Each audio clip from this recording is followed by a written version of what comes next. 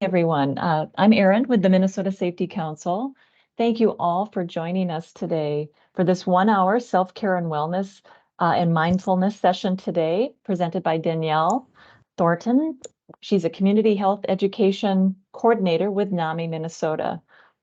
Before I hand things off, just a couple of quick reminders.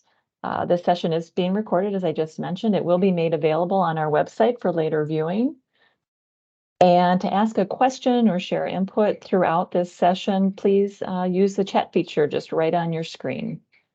So that's all I have. We'll get things started. Danielle? Perfect. Thank you, Erin. Welcome, everyone. Just to make sure you guys can all see my screen, kind of the perfect. Okay, perfect. Even though we tested it before, I'm like, I just want to make sure again. So as Erin mentioned, my name is Danielle. I'm the Community Health Education Coordinator with NAMI Minnesota. So a lot of my work revolves around different topics of health and wellness, connecting those to mental health. As well, I do a little bit of tobacco cessation education, things like that. And then I help out with our suicide prevention programming and a lot of our other like awareness topics around mental health education. So I get to do a lot of different things, which I am very excited about and very grateful for. So as Erin mentioned, I'm going to be doing our self-care and mindfulness class.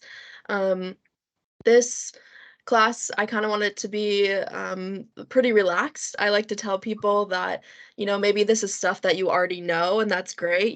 We've had, I think, a lot of conversations around self-care in the past couple years. And if it's something that you already know, then hopefully this is the time that you can just relax, and that's a form of self-care, and maybe just be reminded of why it's important. And then if this is new, then that's great. Hopefully you can have some tools and resources that you can implement into your own schedule, into your own life, or share with other people as well. As Erin mentioned, please feel free to put anything in the chat, any questions, or if I ask, what are some ideas that you have around self-care, please feel free to share those. If you want to unmute as well and kind of talk through those things out loud, I welcome that as well, as long as it's done in a respectful way. And with that, we will get started.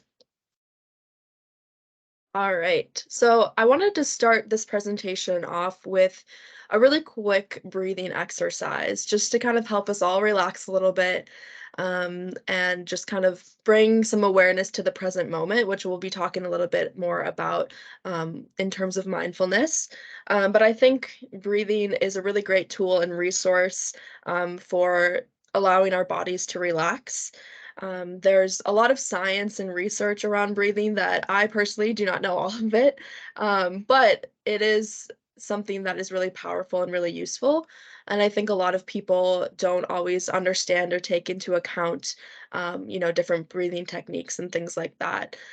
So this breathing exercise, so this is something that I came across actually more recently. It's called the psychological sigh. So some of you may or may not have heard of it. But what it is, you typically will take a really deep inhale, so through your nose, and you let your stomach, your kind of chest expand as your lungs inflate. And then before you exhale, you do another sharp inhale, again, just to kind of really fill your lungs a little bit more, and then a long exhale through the mouth. And so this helps to decrease stress, which we'll be talking a little bit about stress and the connections that it has on our overall well-being and how we can do things to within self-care to address that. But it works to decrease stress by decreasing the autonomic arousal that our bodies create when we are stressed. And it does this by balancing out levels of oxygen and carbon dioxide in our body. So I'm going to have all of us do this really briefly just to start off this presentation. And again, just hopefully a time that you can relax a little bit and learn some things. And I always like to start this session with this because it helps me relax a little bit. Always talking in front of people, like even if I do it a lot, it's still a little nerve-wracking and things like that. And so always like to start off with a breath. And so I cannot see any of you, so please feel free to close your eyes, sit back, relax, uncross your legs. We'll just maybe do this 2 times and then we'll continue forward with with this session. So everyone, if you want to close your eyes, relax, just kind of take a deep breath quick. And then I want you to inhale for, let's say, 3 seconds. When you're inhaling, close your mouth and inhale through your nose. Hold it for a couple seconds and then inhale again, a little sharp inhale, just really quickly. We don't want to inhale too much. And then after, exhale through your mouth. So I'll do it with you. So inhale, inhale one more time, then release. I always kind of like to make a whooshing sound when I'm exhaling. And then we'll do it one more time. Inhale, inhale again, exhale.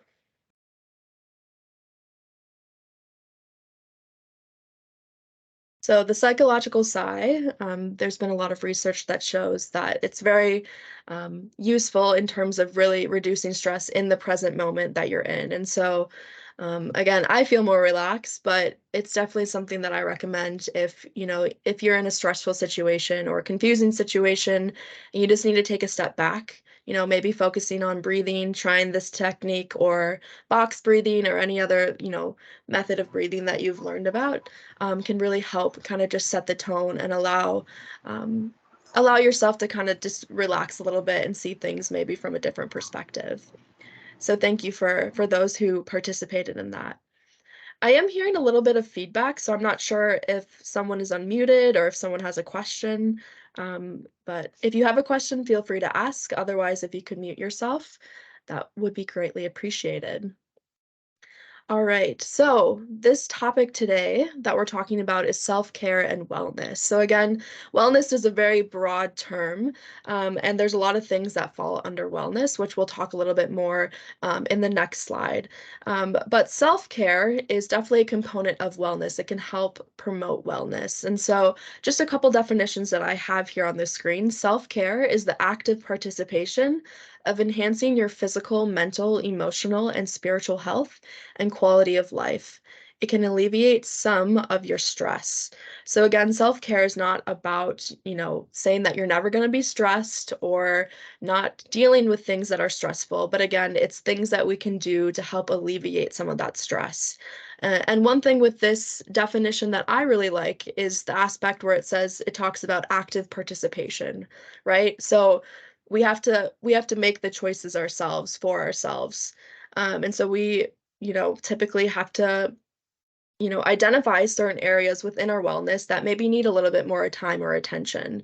And typically, these things don't just happen naturally. Sometimes, if we were a kid or other times in our life, there might be certain things that help support making these healthy decisions easier, depending on our caregivers or the people that we're around. But ultimately, we have the decision to act or to participate in self-care. And so, again, it's very easy to talk about and harder to actually do sometimes. And so, hopefully, as we, move through this presentation, you start to see the importance of acting upon self-care or really developing a plan so it's easier to act upon. Because again, there can be a variety of different barriers. And then the next bullet point reads, it is important to maintain both the physical and mental components of self-care in order to achieve an overall state of wellness. So with that, I'm going to flip to this next slide really quick. And some of you might be familiar with this wellness wheel. Or kind of circle. And there's a lot of different versions of the different dimensions of wellness, and you can kind of see that they're all overlapping. And so when it comes to wellness, I think a lot of people typically think about physical wellness, which yes, that is very important. I think a lot more people are starting to think about mental health and mental wellness. That's very, important as well, and kind of in the grand scheme, why we're here, why NAMI is doing this work. But again, it's really important to acknowledge that there's other areas of wellness as well. And so when it comes to wellness, I kind of like to think about it as like a scale that, if one of these different dimensions is kind of off or multiple, it's going to tip the scale a little bit. And not necessarily that it's bad, it's just things might feel a little off kilter to you in your life. And so, again, I probably would assume that most of us are naturally, um, you know, good at some of these, or good at maintaining at least a couple of these naturally. But there's probably one or two that you might be thinking, maybe I do need to pay a little bit more attention to this. Maybe this is why I'm feeling a little off kilter, or the way that I am. So again, this is just kind of an image of wellness that we like to share, of like there's a lot of different components of wellness, not just physical, not just mental. And these different components can impact our physical or our mental, as well as the other areas.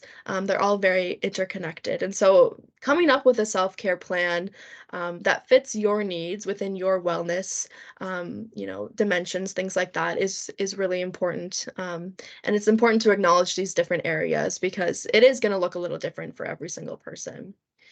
So as I was kind of preparing for this presentation, and just some other work that I've done around self-care, I came across someone. Her name is Dr. Portia Jackson Preston, and she, I believe, is a professor at the School of Public Health at California State University. I also believe that she has like a self-care practice, or like wellness kind of company.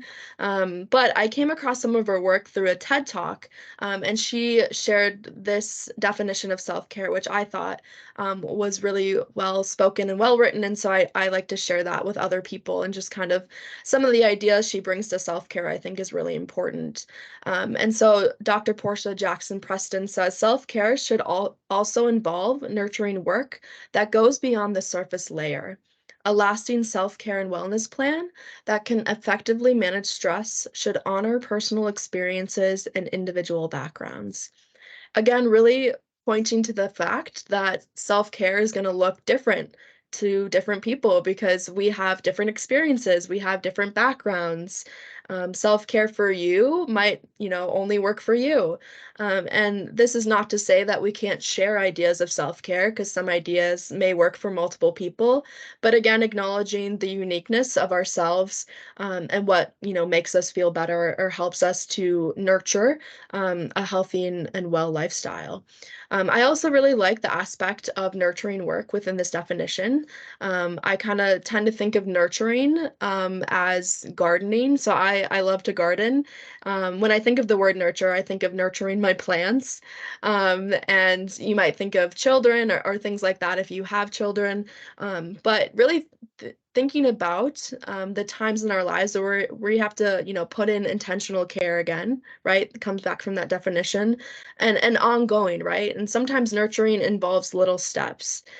So again, self-care can be big things, can be, going to a spa or whatever it might be, but it doesn't have to mean that. It could, it could mean doing like small daily things to eventually create this sense of wellness later on. So I think that's an important aspect of self-care as well, is that, these things that we practice in might not solve our our issues right away, but again, it can promote this ongoing wellness journey that we want to be on, and kind of lead to something later on. So again, it's thinking about, our future selves. What are things that we can do, even in just small incremental steps, and reminding ourselves too, like if something doesn't help right away, that doesn't mean it's bad, doesn't mean it's not working. We just might have to spend a little bit more time on that. And so this definition, I think, really connects very nicely to the second aspect of self-care that I wanted to share with you all, and this is the concept of radical self-care. So radical self-care is healing your body, heart, soul in order to keep moving forward in life. It's about being present in your own care. So again, a lot of these definitions are very similar and overlapping, but I do think they have unique differences that I like to call out a little bit. And this concept of radical self-care kind of came from the fact, I want to say Audre Lorde was the one that first kind of stemmed this conversation or term radical self-care. And it was really about going against mainstream society of how we see self-care, of, if I have the luxury of time, then I'll participate in this act of self-care. Or if I have the luxury of money, then I'll, buy something to take care of myself, such as, paying for a massage or getting my nails done. And again, those things can be part of self-care, but spending a bunch of money or only doing something for yourself when you have the time or the luxury, or even the luxury of certain resources, right? Some people don't have all the same resources that you might have, or you might not have the resources other people have. So really, this concept of radical self-care talks about going against that and really focuses on, healing yourself, healing your body, heart, soul. And so one quote that Audrey shared that I really like to share with this concept of self-care is that Audrey says, caring for yourself is not self-indulgence, it is self-preservation, and that is an act of political warfare. So again, it's decisions we make on an ongoing basis to care for ourselves.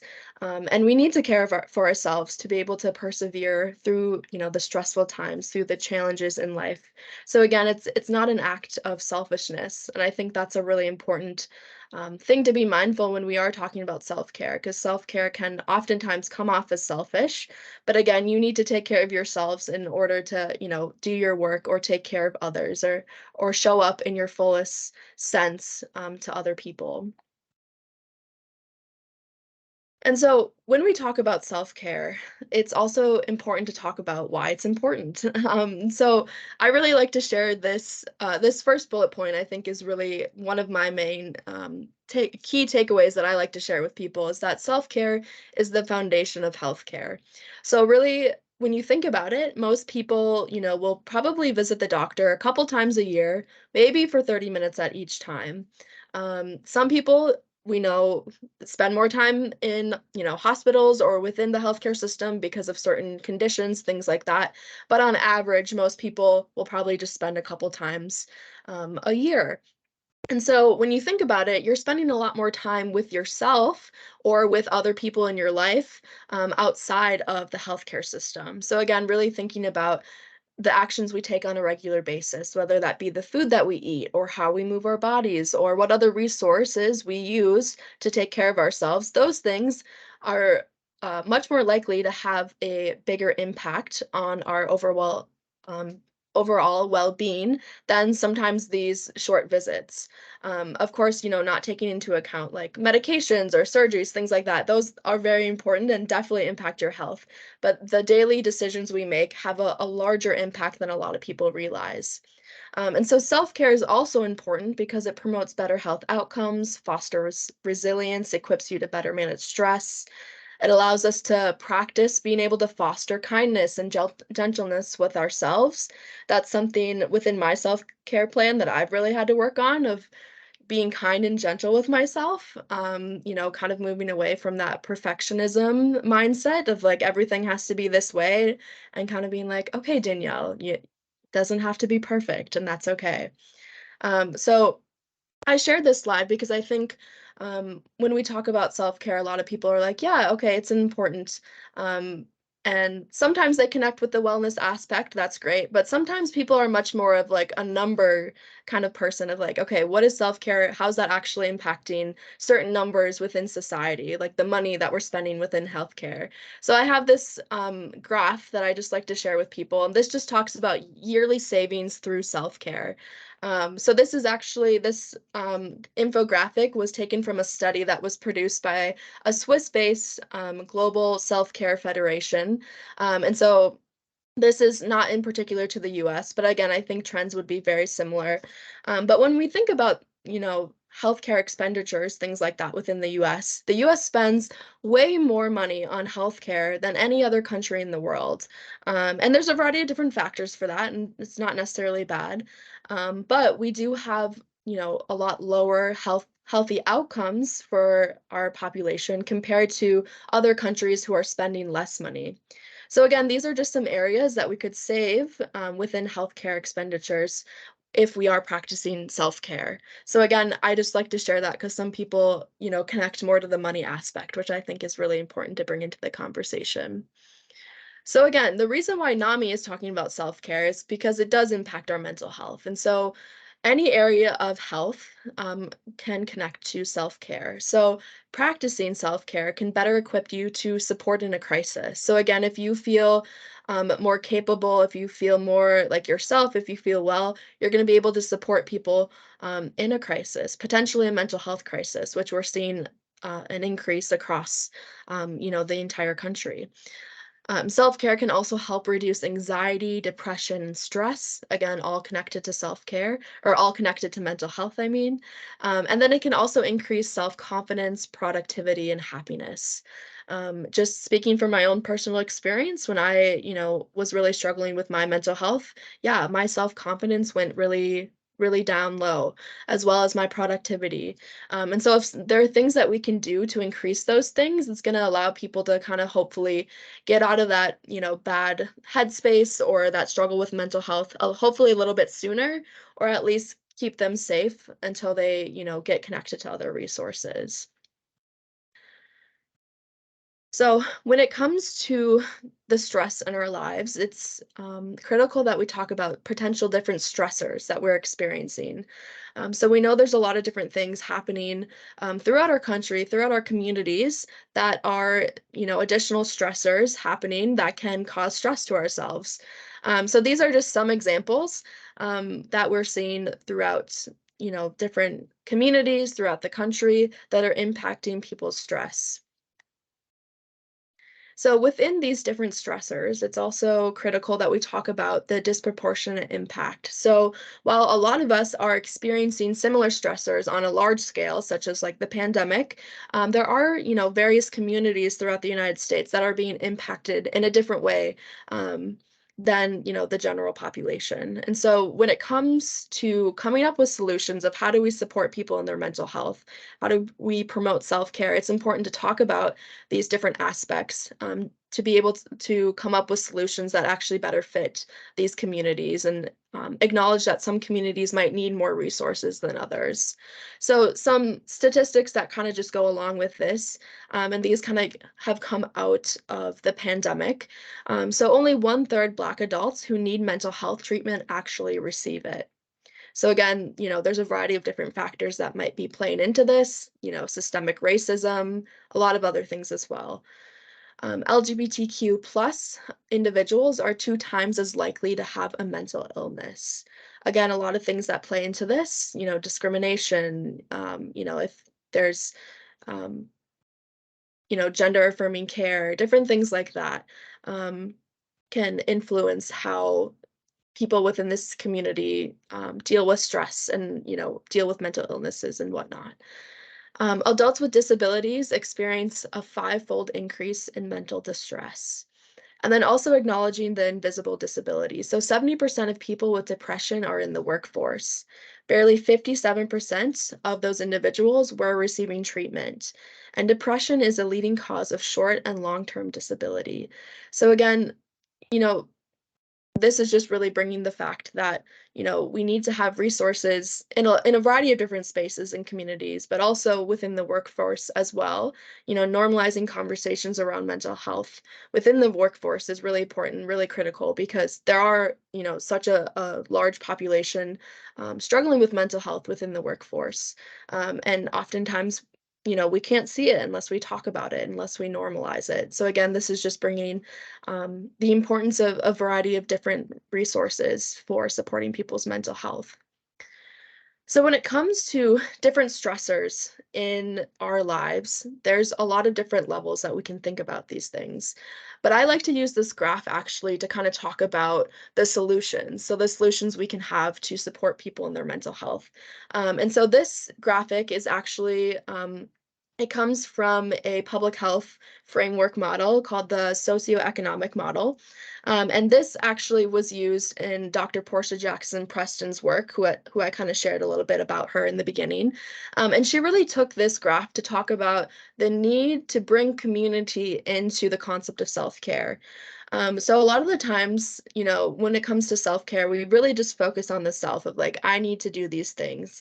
And ultimately, you are just, you are making decisions for yourself, you are doing things for yourself, but there's a variety of different levels within society that can influence how you act for yourself, right? So again, starting on the individual level, those are the decisions you make for yourself, the actions you take for yourself. Relationships. So thinking about the relationships that you have in your life. Are your coworkers, are your family members, are your friends people that support self-care as well, or connecting you to resources that help promote your wellness. Thinking about community. So these are things like neighborhoods, schools, workplaces. I talked very briefly about workplaces. So are the places that you are finding yourself in community, are these places supporting self-care practices as well? If, for example, a neighborhood doesn't have safe walking paths, that's going to be a barrier for people to get more physical activity. So again, these things are important to talk about when we are talking about just the capability and the accessibility of practicing in self-care. And then lastly, societal. So this talks about social and cultural norms, policies. So again, are we advocating on a larger level for policies that support self-care practices, for people to be able to take a step back to prevent burnout? Burnout is a very hot topic right now. And so are there certain things on these different levels that we can do to prevent burnout, from preventing people from getting into a mental health crisis? So again, it's important to acknowledge all of these things, and the fact that they can influence our own decisions and our actions. So again, it's really important that we're bringing in community and other people into our self-care. So when we're talking about all those stressors, it's important to talk about what are those things doing to our bodies. So those stressors, those events, those situations are creating stress, right? And so stress is our body's reaction to a challenge or demand. And so there's really two main types of stress that I like to highlight. And this is acute stress, or you could think of it as positive stress, or a more formal term is eustress. So EUSTRESS. They kind of essentially mean all the same things. But this is a type of stress that is normal. It's normal to have stress at times. For example, if I had a work deadline and I had a little bit of stress of, getting it done, doing it well, that's a good type of stress. It's kind of motivating me, keeping me moving forward. And then there's chronic stress or distress. And so this is stress that is kind of ongoing. Um, and this is the type of stress, kind of more considered negative stress, because it's the stress that we don't address. And that's the type of stress that has the negative impacts on our bodies. And so sometimes distress can be from trauma. It can be from certain situations or experiences that we've had. It can be from acute stress that hasn't been dealt with. So it kind of leads into chronic stress. And so it's important to think about these two different types of stress, and recognizing that stress is normal to have at times, but it's also not normal to hold on to that stress, to have chronic stress. And we know that stress is very closely linked to a lot of other health conditions, not even just mental health conditions, but other physical conditions as well. So when it comes to stress, our body actually has a biological stress cycle. And so oops, sorry about that. I was looking at my notes here. So our body has a stress cycle. This diagram here doesn't actually have any importance to it of in terms of like the boxes and things like that. I was just looking for a picture that had like the little cycle on it. But I kept it in here because I actually thought that it fit really nicely, the agile diagram, because it talks about kind of creating a plan for yourself and working through things and testing it. And that's the same thing with like your self-care plan. You can kind of build a self-care plan, test it out, see if it works, and then, launch it and use it. But our body has a stress cycle. And so the issue that a lot of people struggle with ongoing chronic stress is not releasing that stress. And so a lot of the times we might have this acute stress or some other type of stress, and it enters this cycle, and maybe we're trying to navigate it, but we don't actually release it. We don't actually move it all the way through the stress cycle, and we're not completely relieved of it. And so there's a variety of different things that we can help move this stress through our body. And so one of the best ways to move the stress through the stress cycle is through movement. So, we talk about exercise. That's a really key aspect of just overall health and well-being. And maybe not even just exercise, movement in general, moving our body is really important to actually relieving that stress. There's a variety of different other ways to get through the whole stress cycle to relieve the stress. Um, some of it could be social interaction, deep breathing. Sometimes that helps as well. Um, being active outside, so gardening, going for a walk, eating nutritious foods. Again, a variety of different self-care things that we can do. But again, it's important to acknowledge that we move the stress all the way through and get it through our body, because then it doesn't, morph into this distress or this chronic stress that kind of just keeps circling within our body. Another really important part of just stress in general that I want to acknowledge is race-related stress.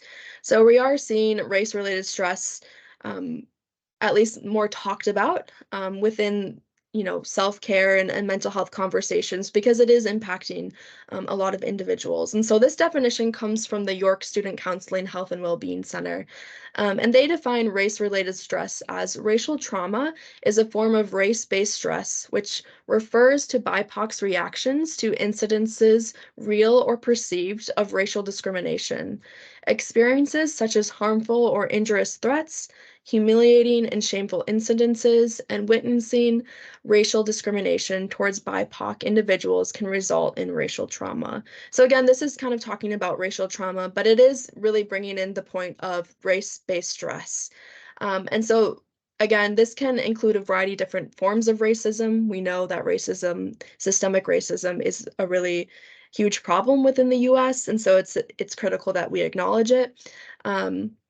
And it can also, racism can also include microaggressions, right? So it's not necessarily people are intentionally trying to be racist. Some people are, but also it can be through underlying things that we say or other people say, and maybe they didn't have the intention of it coming off wrong or harmful, but it does to the people experiencing or receiving that.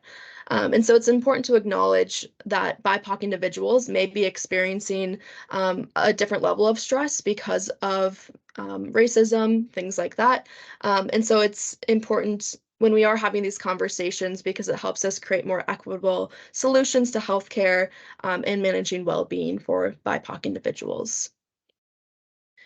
So this next couple slides, I just kind of pull out some ways to engage in self-care. So again, definitely not telling you these are the things that you need to do. These are just some suggestions and areas of how we can focus on self-care within, all of those different dimensions that we talked about. I also would like to invite people at this time to share in the chat if you have any useful ways of self-care that you use within any of these different dimensions that would be helpful for sharing with other people. Please feel free to put those in the chat at this time. And actually, Erin, if you don't mind, if you see those in the chat and could share them with me, because I just can't see the chat right now when I'm presenting. If you want to share, if anyone is seeing, or if anyone is sharing, to read those out to me so I can kind of hear what people are saying. Absolutely. I'll keep track. Thank you. So, as I mentioned earlier, the different dimensions of wellness, we have physical self-care, emotional self-care, eternal self-care. So again, we can apply self-care to any of those dimensions. And so these are just some examples. Some ways that we can focus in on our physical self-care could be sleep, exercise, nutrition, relaxation. I always really like to point out sleep because I think that's one that a lot of people really struggle with. That's something that I struggle with. And I know when I was really struggling with my mental health, sleep was something that I also had a really hard time with. We know people with mental illnesses, it's very common for them to experience sleep disruptions or disturbances. And so that's a really critical aspect to talk about. There's emotional self-care, so things that you can engage in emotional self-care, helping others, practicing optimism, smiling, internal self-care, so positive self-view, practicing mindfulness. And we'll kind of talk about some of these a little bit more in depth moving forward. Again, just pulling out some ideas that people can use to engage in different areas of self-care. Social self-care.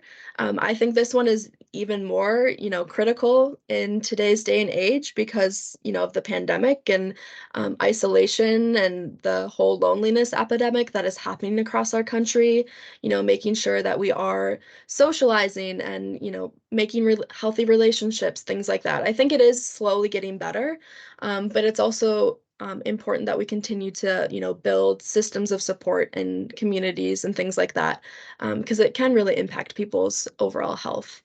There's spiritual self-care, environmental self-care. Um, this slide here says for environmental self-care, it talks about, taking care of your personal space. That's definitely very important. I don't know about you, but for all of you, but I know for me, like if I have a clean working environment, I just feel like I can be more productive. Um, and so maybe some of you find that that's the same case for you. But I also think environmental self-care could also include, caring for the earth, and just different things that we can do to practice environmentalism and caring for the world that we live on, not just our personal space. But, environmental related stress is very real that a lot of, especially young people, experience.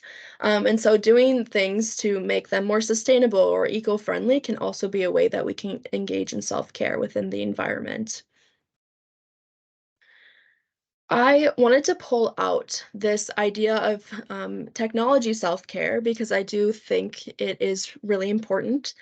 So some of you may or may not have heard of, I believe it was the Surgeon General as well as the American Psychological Association, both placed warnings to parents to limit screen time for their children because we are seeing a lot of negative impacts that technology is having on students or young people's mental health. Again, technology is a wonderful thing. We're using it right now to communicate, and that's great. Technology is great for learning and education, but again, using it in excess is kind of where the issues are coming into. So again, just being mindful of how we use technology, that can be a really huge aspect of self-care and something that I've tried to, implement a little bit more into my life. So just some suggestions around this, turning off sound or other notifications when you're going to bed so you're not, being woken up in the middle of the night.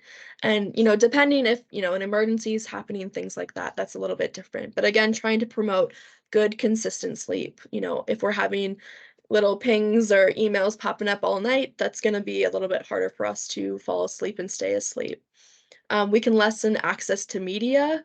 So again, still using these things, but just viewing them or using them in a more intentional way. And then also being mindful of scrolling activities. This next image actually is from my one of my colleagues, and she shared this when she does this presentation. She really likes to talk about, finding a place where you can kind of unwind.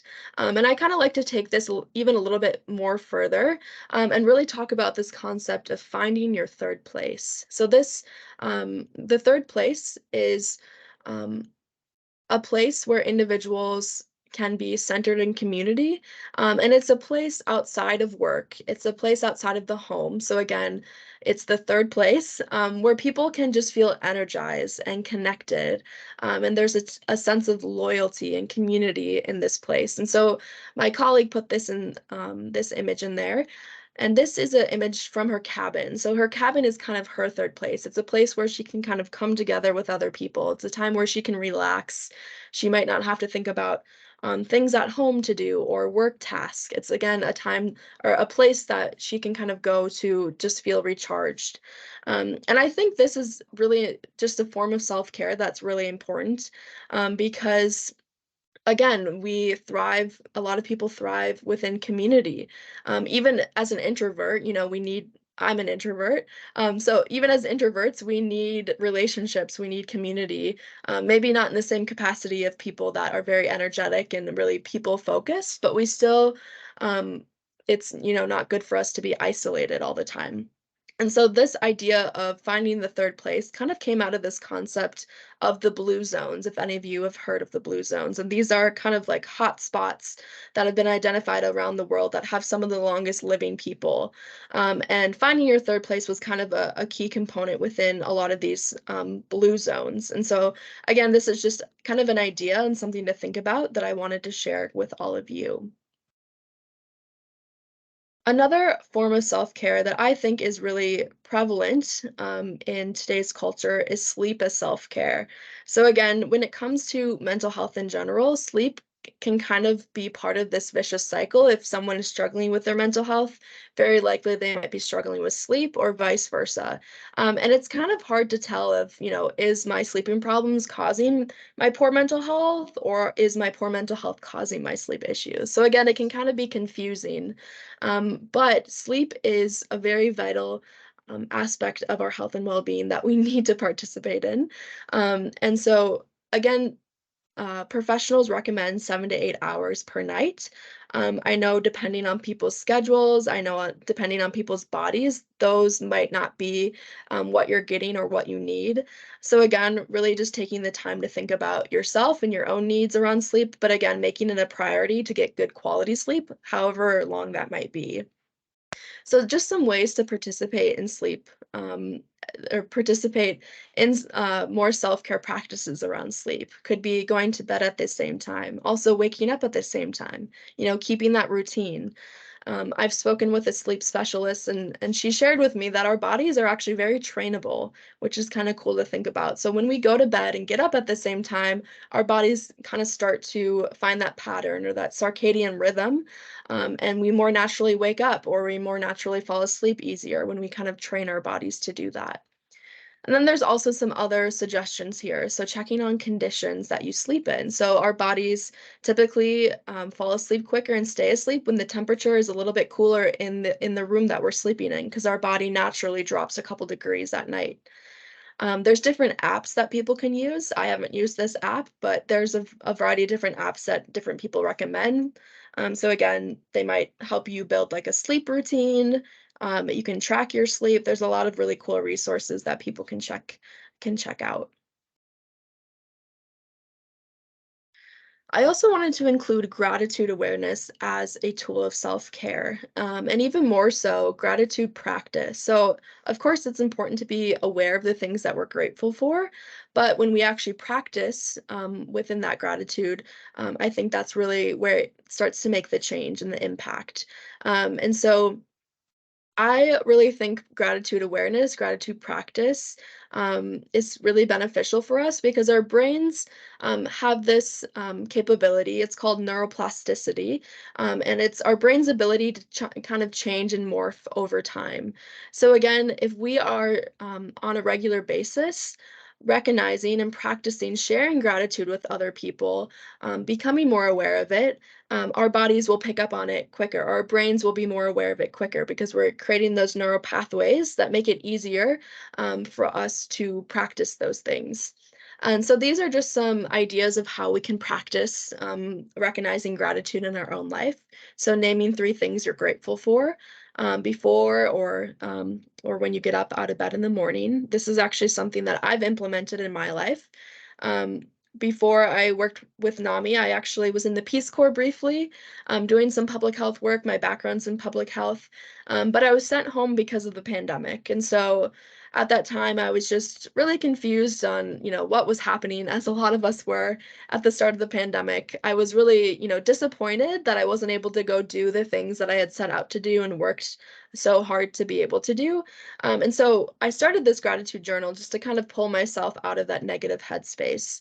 And that's something that has been really, really helpful for me over the years, and I continue to practice that.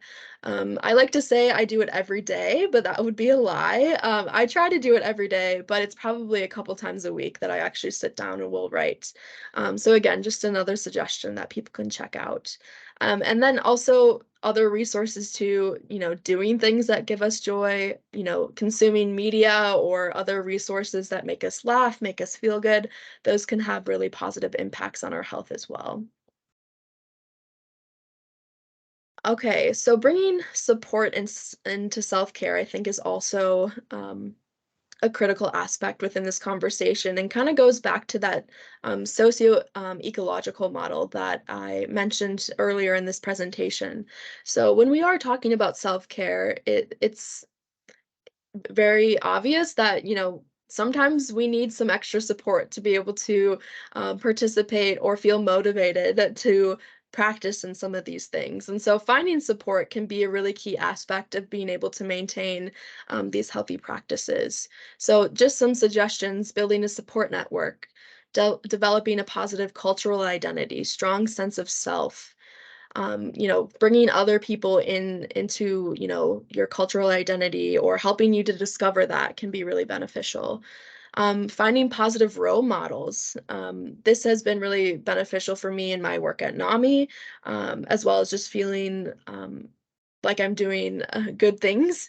It's important to find people that kind of push you and can encourage you and recognize the good things that you are doing. Finding different forms of self-expression, again, connecting with spirituality or faith, that can be a really, really big key aspect, very big protective factor for a lot of individuals at risk for mental illnesses or other poor health outcomes. Practicing self-compassion, also, creating visual success, visualizing, how things are going to go, finding hope within situations can be really beneficial. Within this whole conversation of self-care, again, people's self-care plans are going to look different depending who you are, depending on your experiences, depending on what you like, what you don't like. And so creating that tailored plan is also going to include when do you need to practice self-care. So to kind of deciding, okay, what are the things that I want to maintain on an ongoing basis, and what are these other things of self-care? Maybe I don't participate in these things every day or every other week, but maybe I lean on these things more when I am in a stressful situation or if X, Y, or Z happens. So again, deciding when you need to do self-care can also be a really important aspect within that plan of self-care. So these are just some questions to reflect on deciding when you actually need to put self-care into practice.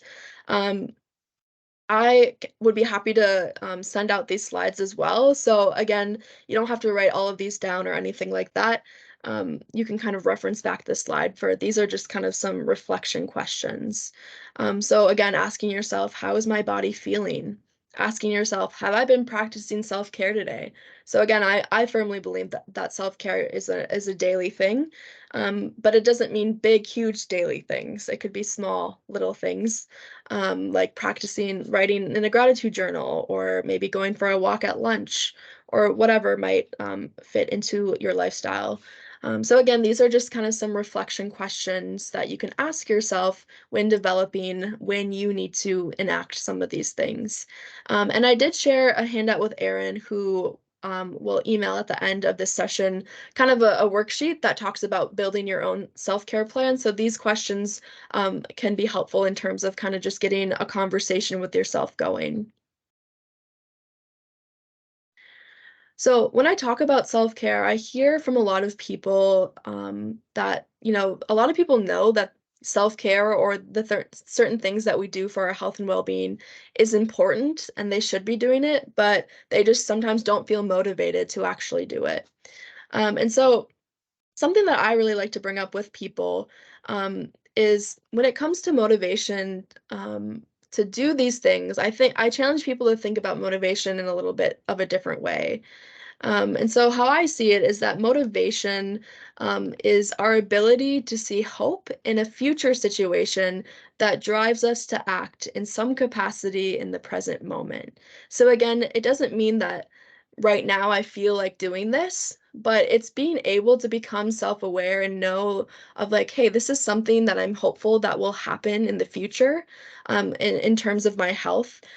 So that makes me want to act right now, even if I currently don't feel like, going for a run or or writing in my gratitude journal. But I know, okay, after I do this run, I know I'm gonna feel better, and I desire that, I'm hopeful for that, and so that's what's really gonna motivate me or push me to act in that present moment. So again, kind of thinking about motivation in that way, I think is really helpful. And really just acknowledging that feelings aren't facts. So sometimes we might be feeling like, oh, I really don't want to do this, or I can't do this. That doesn't mean that you actually can, or that you actually won't do it. Again, thinking about our future selves can be really important. Within just becoming more self-aware, I think self-awareness is something that has to be done in order to create a wellness plan or a self-care plan that actually works for you, because you have to be aware of your own needs and your own desires and your likes and your dislikes to be able to identify things that work for you. So self-awareness, I think, is just a really important aspect when developing a specific self-care plan for yourself. And this is kind of where the concept of mindfulness comes in. And so I kind of like to think that mindfulness can be a tool to discover certain things about ourselves, to discover our needs. And so mindfulness can be applied to any situation throughout the day. So mindfulness is the awareness of something, while meditation is the awareness of no thing. So again, I think some people kind of confuse meditation and mindfulness as like the same thing. I like to say that like mindfulness and meditation are overlapping, and there's some aspects that are similar. But a lot of people, it's hard to meditate. Maybe some people do meditate, and that's great. I definitely encourage you to continue to do that. Meditation has shown to, um, you know, have a lot of positive benefits, but it doesn't mean that everyone needs to practice it. But mindfulness is something that we can all practice, we can all use. We just have to, again, be more aware of it and actually, implement certain acts of mindfulness, which I'll share um, in the next couple slides. So again, mindfulness is the ability to be fully present. It's the ability to be aware of where we are and what we're doing. It's not getting overly reactive or overwhelmed by what's going on around us. So that, again, that very much influences our mental health. And again, mindfulness is a quality that we all have. We just have to learn how to use it. And so before I go into a couple suggestions of how we can practice mindfulness, I did just really briefly want to talk about the benefits of mindfulness. So again, mindfulness, there's been a lot of research, scientific research on how it actually impacts our health. So it's known to improve sleep. It's known to improve cognition, concentration, focus. It can help reduce stress, which again is very much connected to all of this. Reduces pain, can help with heart disease, with decreasing anxiety, depression, insomnia. So again, mindfulness has a variety of different benefits. So some ways that we can actually implement mindfulness into our daily lives are listed out here on the screen. So again, we can really apply mindfulness to really any situation that we want. Doesn't mean that we're going to do it all the time. Sometimes in a fast-paced world, we might not be able to stop and implement all these things, but I definitely encourage trying to do a couple of these, every once in a while can be really beneficial. So, for example, mindful eating. So, again, just sitting down and really enjoying the meal in front of you, really being aware of, okay, what are the sources that brought this food to me? Slowly eating the food, really enjoying the taste, maybe smelling it, feeling it, however that might look for you. We can also do mindful workouts. There's been research that talks about how people that are mindful when they're working out actually have are more satisfied with their workout. They're able to, excel, greater energy, be able to, hit certain, physical goals, things like that. So again, a lot of benefits related to that. There could be mindful driving. I also included this slide of how to be mindful at work. So setting aside a time, 1 hour at a time to focus on an email or a list of emails, setting certain tasks, prioritizing things, um, stretching at your desk, again, being mindful of movement when you're sitting at your desk, or if you work in a different environment where it's hard to get movement in, things like that. Just being mindful of the certain barriers or situations that set up your work life and how you can bring some of these healthy practices into that. I'm gonna kind of go through this last section fairly quickly just because I know we are running a little bit short on time, and I apologize for that. There's a lot of really great information. But again, I'd be happy to share this slide deck out so people can kind of reference it after this conversation. But another really critical aspect of mindfulness that I think is really important, and actually I think has a little bit more of an influence overall, just day-to-day well-being, is our self-talk. And so being mindful of how we're talking to ourselves. So really thinking about, am I typically more of a negative person or towards myself, or more of an uplifting, positive person, thinking that I'm capable to do certain things. So one way to kind of just, I guess, focus in on your own self-talk is to really listen to what you're saying. So again, not changing anything of like how you're talking to yourself, anything like that, but just taking a couple, a day or a couple days to just make notes of what are the thoughts that are naturally coming to my mind when I'm thinking about myself. So am I thinking, oh, I just can't do this, or I suck, or I'm worthless, anything like that? Or are you saying things like, oh, okay, like maybe that didn't go great, but I can do better? Or what if I do this in a different way? Or that was great. I'm gonna celebrate that accomplishment I had. So really taking into account how we're actually talking to ourselves can be a great starting point if you are someone that struggles with negative self-talk. And so, if you do find yourself tending to kind of focus more on negative self talk, I then challenge you to kind of try to refrain some things of how you might be thinking about things. Um, some questions to ask yourself: is there actual evidence for what I'm thinking?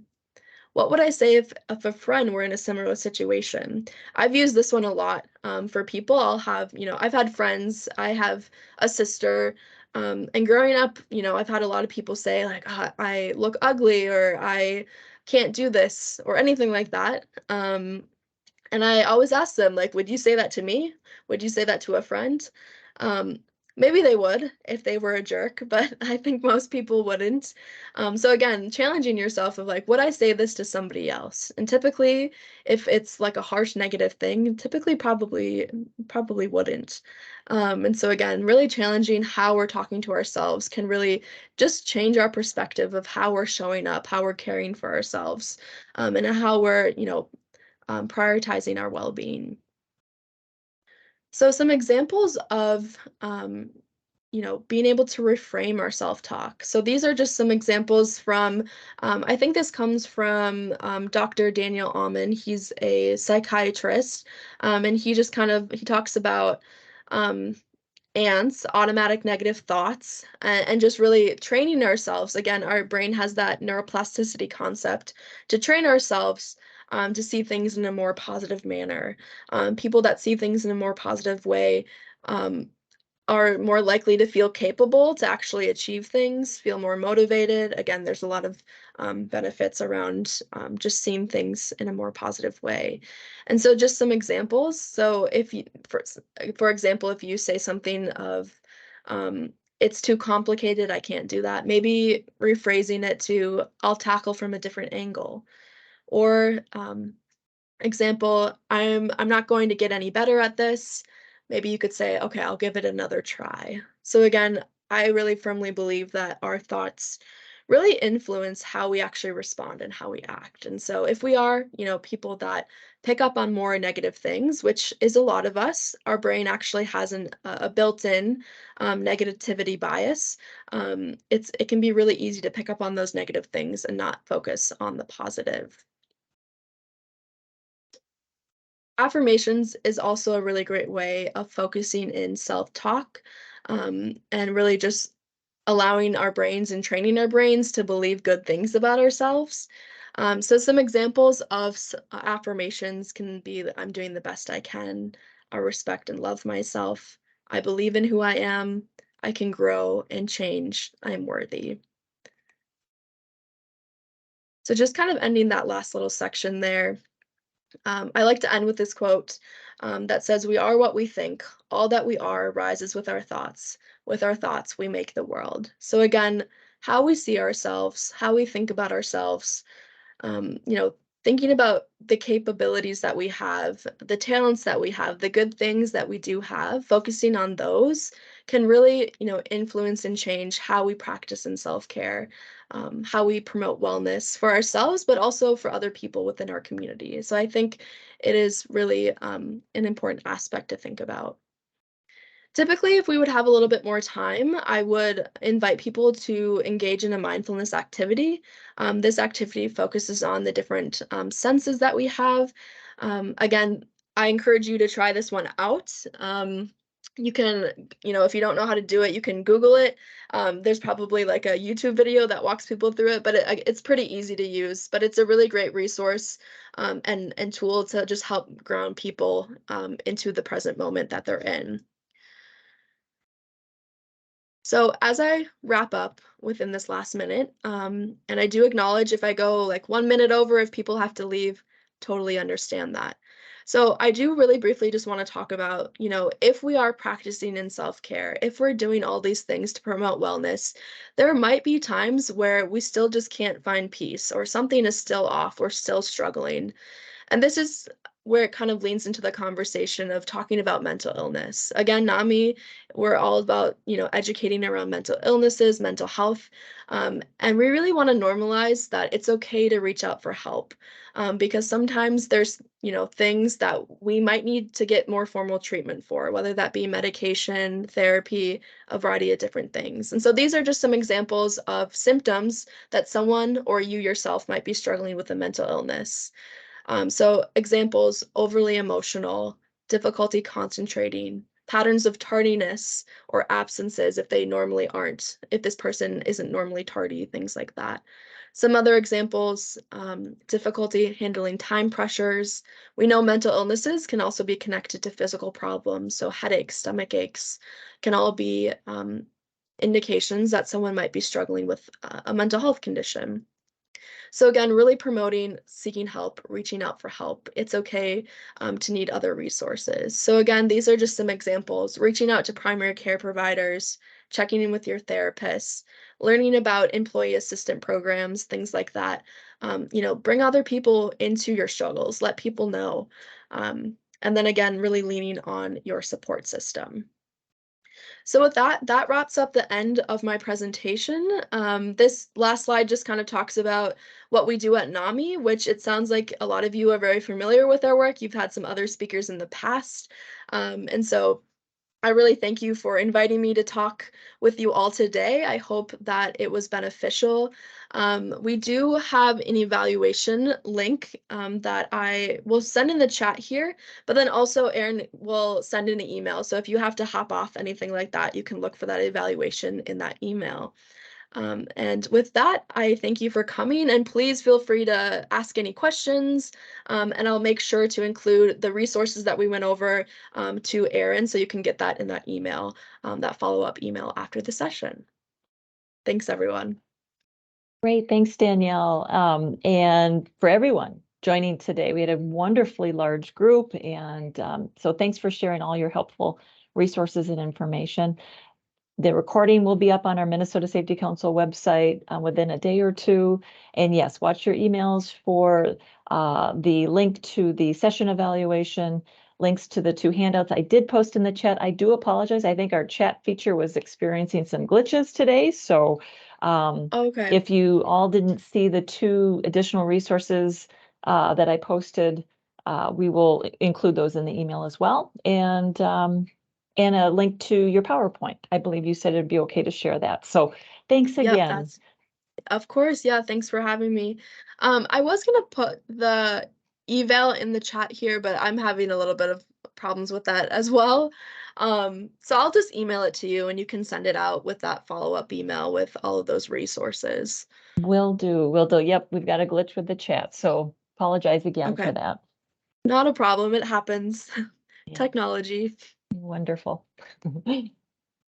Well, thanks again, everyone, for joining. Have a great rest of the day. Danielle will be in touch. And again, check check your inboxes soon for some of these great resources. Sounds good. Thanks, everyone. Bye-bye.